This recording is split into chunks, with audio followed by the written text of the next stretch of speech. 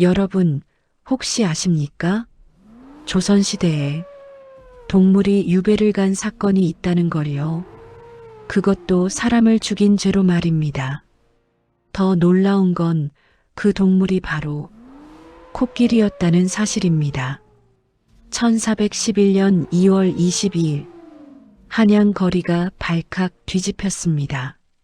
조선 땅에서는 한 번도 본 적 없는 거대한 짐승, 집채만 한 몸집에 긴 코를 가진 코끼리가 나타난 겁니다. 백성들은 놀라서 도망쳤고 울음을 터뜨렸습니다. 저게 뭔가요? 귀신인가? 요괴인가? 하지만 이 코끼리가 조선에 오게 된 이유는 따로 있었습니다. 일본 쇼군이 조선 왕에게 보낸 선물이었습니다. 그리고 1년 뒤, 이 코끼리는 한 사람을 죽이게 됩니다. 그 사람은 다름 아닌 정삼품 고위 관리였습니다. 오늘 제가 여러분께 들려드릴 이야기는 조선왕 조실록 472년 역사 속에서도 가장 황당하고 가장 슬픈 코끼리와 한 관리의 이야기입니다. 1411년 태종 11년 일본 무로마치 막부의 쇼군 아시카가 요시모치, 그는 조선과의 관계를 좋게 만들고 싶었습니다. 당시 일본은 조선과의 무역이 절실했습니다. 쌀이 부족했고 생필품도 부족했습니다. 조선에서 받아오는 면포와 곡식이 없으면 일본 백성들이 굶어 죽을 판이었죠. 그래서 쇼군은 생각했습니다. 조선 왕을 기쁘게 할 특별한 선물이 필요해. 그가 고른 것이 바로 코끼리였습니다. 동남아시아에서 온 코끼리 한 마리, 일본에서도 귀한 짐승이었습니다. 1411년 2월 22일, 코끼리를 실은 배가 조선에 도착했습니다. 태종 임금님은 처음 보는 코끼리에 놀랐습니다. 세상에 이런 짐승이 다 있단 말이요. 조선왕 조실록에는 이렇게 기록되어 있습니다. 일본 국왕이 사자를 보내어 코끼리를 바쳤으니 코끼리는 조선에 일찍이 없었던 것이다. 태종은 코끼리를 궁궐 근처 사복시에 맡겼습니다. 사복시는 원래 말을 키우는 관청이었지만 이제 코끼리까지 돌봐야 하는 처지가 되었죠. 하지만 문제가 생겼습니다. 코끼리가 먹는 양이 엄청났습니다. 실록에는 이렇게 적혀 있습니다. 날마다 콩 4~5두씩을 소비했다. 4~5두면 지금으로 치면 약 7~9리터입니다. 하루에 말이죠. 한 달이면 수백 리터, 1년이면 상상도 못할 양이었습니다. 사복시 관리들은 골머리를 앓았습니다. 이걸 어떻게 감당하나? 말 사료도 부족한데. 하지만 일본 쇼군이 보낸 선물인데 죽일 수도 없고 그냥 굶길 수도 없었습니다. 어쩔 수 없이 계속 먹이를 주었습니다. 그리고 또 다른 문제가 있었습니다. 소문이 퍼졌습니다. 사복시에 신기한 짐승이 있대. 코가 아주 길고 몸집이 집만 하다던데. 정말? 나도 보러 가야겠네. 처음에는 왕족들과 고위 관리들만 코끼리를 보러 왔습니다. 하지만 점점 소문이 퍼지면서 중인, 상인, 심지어 평민들까지 몰려들었습니다. 어머, 정말 크네. 저 코 좀 봐. 뱀 같아. 무섭긴 한데. 신기하다. 사복시 관리들은 정신이 없었습니다. 코끼리 밥 주기도 바쁜데 구경꾼들 안내하느라 하루가 다 갔습니다. 특히 양반들 중에는 꽤 무례한 사람들도 있었습니다. 손가락으로 가리키며 웃고 막대기로 찌르는 사람도 있었고 심지어 돌을 던지는 사람도 있었습니다. 코끼리는 참았습니다. 낯선 땅에서 추운 날씨에 고향도 그립고 가족도 그리웠을 겁니다. 하지만 언제까지나 참을 수는 없었습니다. 1412년 12월 10일, 운명의 그날이었습니다. 공조전설을 지낸 이유, 정산품 고위 관리였습니다. 나이는 기록에 없지만 아마 50대 정도였을 겁니다. 그날 이유는 친구들과 함께 코끼리를 보러 갔습니다. 들어봤나? 일본에서 온 신기한 짐승 말일세. 그래, 나도 구경하고 싶었네. 사복시에 도착한 이유. 코끼리를 보자마자 웃음이 터졌습니다. 하하, 이게 뭔가, 뭐 저런 추한 몰골이 있나? 조선왕 조실록에는 이렇게 기록되어 있습니다. 이유가 기이한 짐승이라 하여 가보고 그 꼴이 추함을 비웃고 침을 뱉었다. 얼마나 모욕적이었겠습니까? 코끼리는 가만히 서 있었습니다. 하지만 그 눈빛이 변하기 시작했습니다. 이유는 멈추지 않았습니다. 더 가까이 다가가서 손가락으로 코끼리를 가리키며 놀려댔습니다. 코가 왜 이렇게 긴가? 귀는 또 뭔가 부채만 하네. 그 순간 코끼리가 움직였습니다. 천천히, 하지만 확실하게 이유를 향해. 으악! 이유의 비명이 울렸습니다. 코끼리가 그를 밟았습니다. 거대한 발로 한 번, 두 번. 조선왕 조실록은 짧게 기록했습니다. 코끼리가 노하여 밟아 죽였다. 현장은 아수라장이 되었습니다. 함께 온 사람들은 도망쳤고 사복시 관리들은 어찌할 바를 몰랐습니다. 정산품 고위 관리가 코끼리한테 밟혀 죽었습니다. 소식이 전해지자 조정이 발칵 뒤집혔습니다. 뭐라고? 이유가 죽었다고? 코끼리한테? 그럴 수가. 신하들이 모였습니다. 태종 임금님도 놀랐습니다. 이게 어찌된 일이요? 신하들의 의견이 갈렸습니다. 병조판서 유정현이 말했습니다. 전하, 코끼리를 그대로 둘 수는 없습니다. 사람을 죽인 짐승을 어찌 수도에 둘 수 있겠습니까? 하지만 다른 신하가 반대했습니다. 그렇다고 죽일 수는 없지 않습니까? 일본 쇼군이 보낸 선물인데 외교 문제가 걸려 있었습니다. 코끼리를 죽이면 일본과의 관계가 나빠질 수 있었습니다. 태종은 고민했습니다. 그리고 결정했습니다. 코끼리를 유배 보내도록 하라. 조선 역사상 가장 황당한 유배가 시작되었습니다. 유배지는 전라도 순천부 장도 바다 가운데 있는 작은 섬이었습니다. 코끼리는 배에 실렸습니다. 얼마나 무서웠을까요? 바다를 건너 유배를 가는 코끼리의 심정은. 장도에 도착한 코끼리.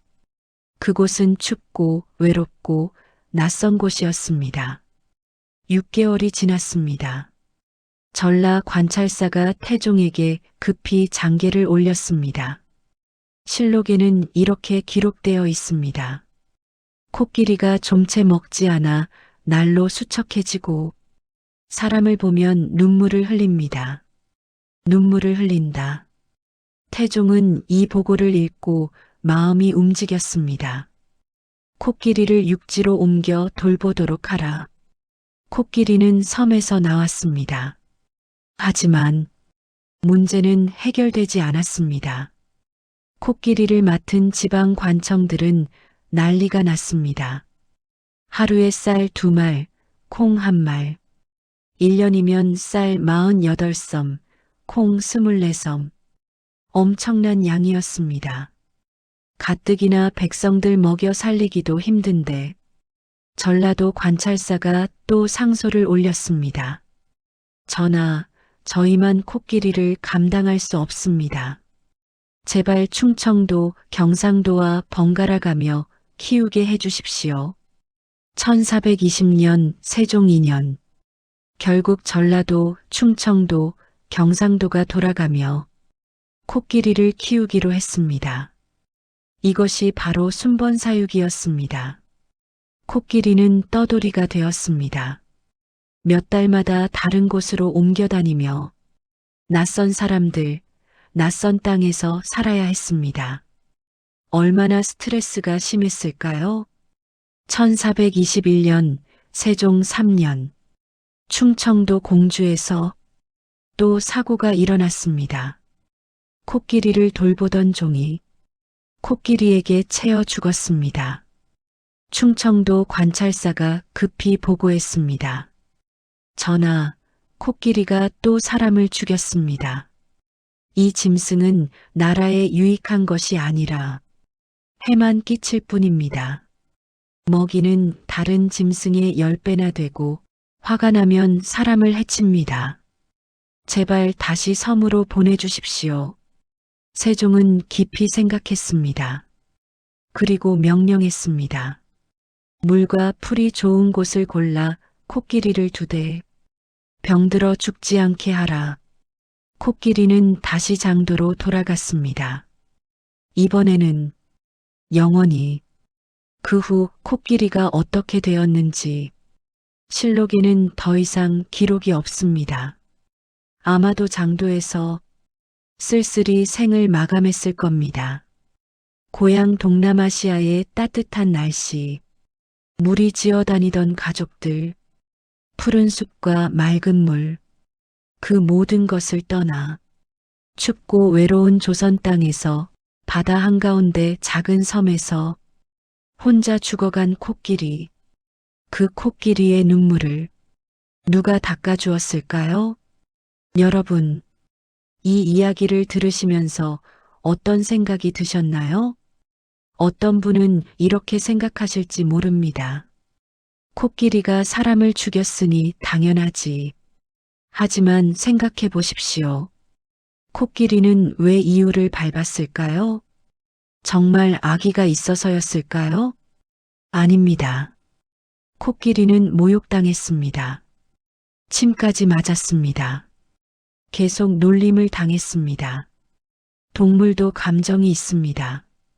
존엄이 있습니다. 화도 내고 슬퍼도 하고 외로워도 합니다. 이유는 고위 관리였지만 코끼리를 존중하지 않았습니다. 생명을 함부로 대했습니다. 그 결과가 비극이었습니다. 요즘 뉴스를 보면 동물원에서 학대받는 동물들 이야기가 나옵니다. 좁은 우리에 갇혀서 관람객들의 구경거리가 되고 돌맞고 욕먹고 600년 전 조선의 코끼리와 다를 게 없습니다. 우리는 아직도 동물을 그저 구경거리로만 생각하고 있는 건 아닐까요? 저건 동물이잖아. 사람도 아닌데 뭐. 하지만 그들도 생명입니다. 고통을 느끼고 슬퍼하고 외로워합니다. 코끼리가 사람을 보며 눈물을 흘렸다는 그 기록을 기억하십니까? 그 눈물의 의미를 우리는 알아야 합니다. 사실 이 이야기에는 또 다른 희생자가 있습니다. 바로 사복시 관리들과 백성들입니다. 코끼리를 돌보느라 얼마나 고생했겠습니까? 하루에 쌀 2말, 콩 1말. 그 많은 곡식을 어디서 구했을까요? 백성들의 세금에서 나왔습니다. 전라도, 충청도, 경상도 백성들. 가뜩이나 가난해서 굶는 사람이 많은데 코끼리 먹이는데 곡식이 나간 겁니다. 실록을 보면 관찰사들이 얼마나 호소했는지 알 수 있습니다. 백성들이 괴롭습니다. 더 이상 감당할 수 없습니다. 일본 쇼군의 선물 하나 때문에 수십 년 동안 수많은 백성이 고통받았습니다. 외교라는 이름으로, 체면이라는 이름으로 이유는 분명 잘못했습니다. 고위 관리로서 품위가 없었습니다. 생명을 존중하지 않았습니다. 오만했습니다. 뭐 저런 추한 몰골이 있나? 그 말 한마디, 그 침 한 번, 그것이 자신의 목숨을 앗아갔습니다. 하지만 어쩌면 이유도 희생자였을지 모릅니다. 당시 조선 사람들은 코끼리를 처음 봤습니다. 겁도 났고 신기하기도 했을 겁니다. 저게 정말 동물인가? 괴물은 아닐까? 두려움이 경멸로 변했을 수 있습니다. 알지 못하는 것에 대한 거부감이었을 수도 있습니다. 물론 그것이 변명은 되지 않습니다. 하지만 우리도 비슷하지 않나요?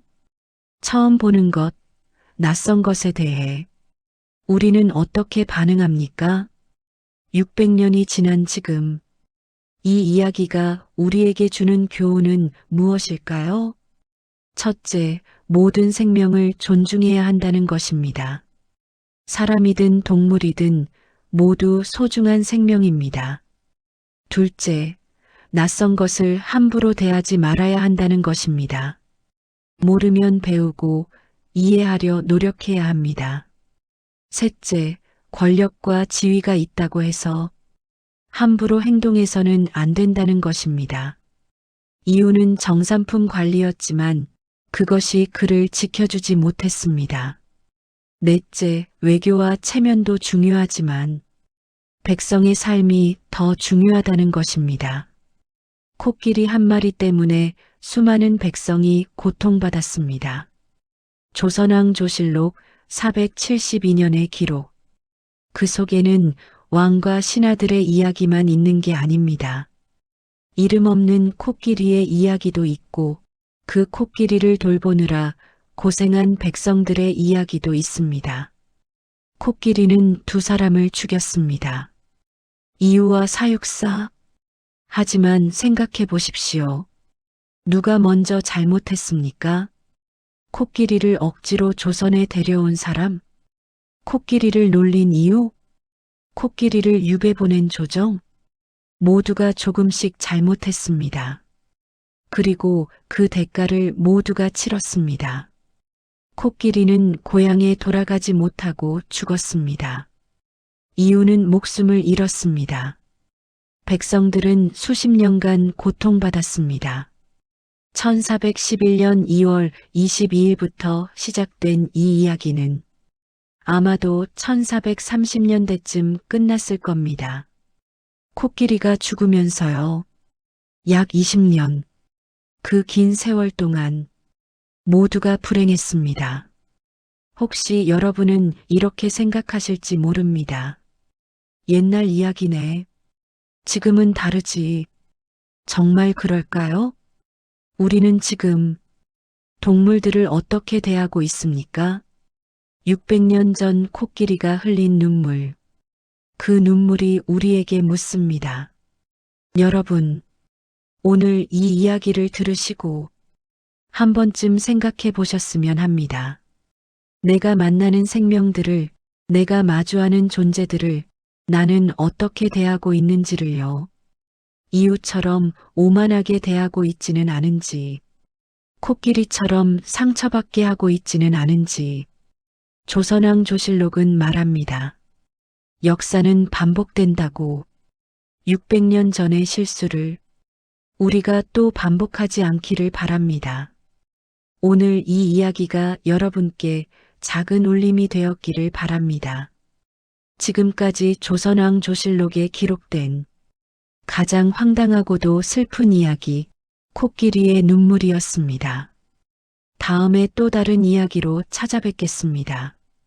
감사합니다.